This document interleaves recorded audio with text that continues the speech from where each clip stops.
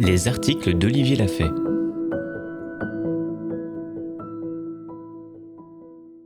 Les cathares et l'interdiction de procréer, du 11 juillet 2019. Petite bombe à l'intention de ceux qui s'imaginent purs et si supérieurs. Le catharisme est une doctrine religieuse du XIe siècle.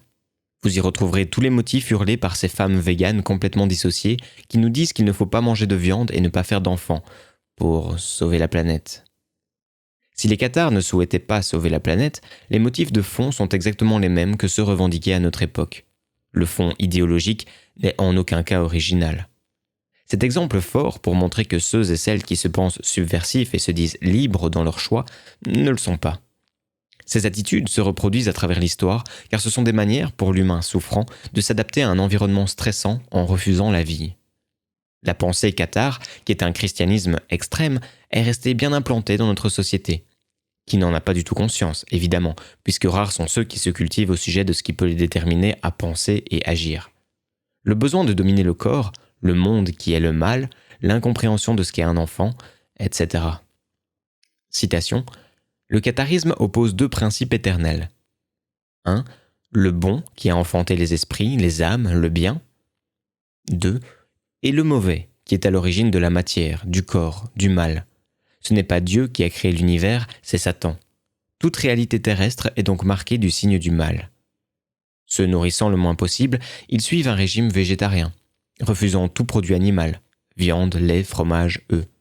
Cette épreuve du renoncement, endura, certains la poussent à l'extrême. Selon certaines sources, des cas de mort par inanition sont attestés. En vertu de la même logique, les parfaits pratiquent l'abstinence sexuelle, la chair étant impure et la procréation criminelle. Mettre un enfant au monde, c'est précipiter une nouvelle âme dans le royaume du mal. Il se voue à la chasteté. Fin de citation. La source est en description.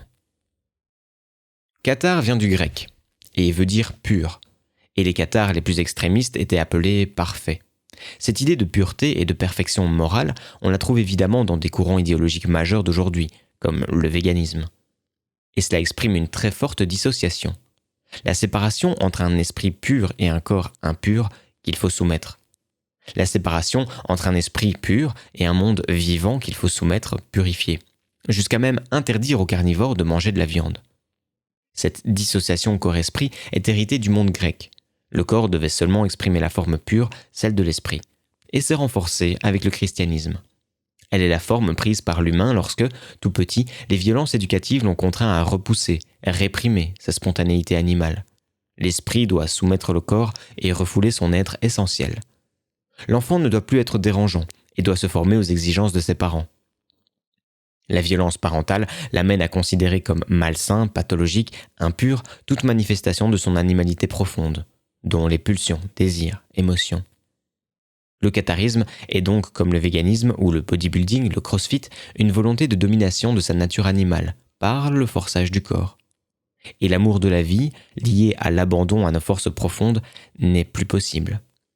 La vie, dans toutes ses manifestations, devient haïssable. Le corps ne doit pas nous échapper, comme ferait la musculation, ce qui renvoie à l'enfant qui ne doit pas échapper à ses parents, d'une manière ou d'une autre. La vie, dans ce qui nous dérange, perturbe, doit être étouffée. Qu'en ferait la peur de la viande, de nos besoins de prédation, inscrits en nous depuis des millions d'années et qui nous renvoie à la peur du parent devant l'animalité du petit enfant. Celui qui a été brisé étant enfant ne peut avoir foi dans le monde, et donc dans la vie. Il ne peut aimer le vivant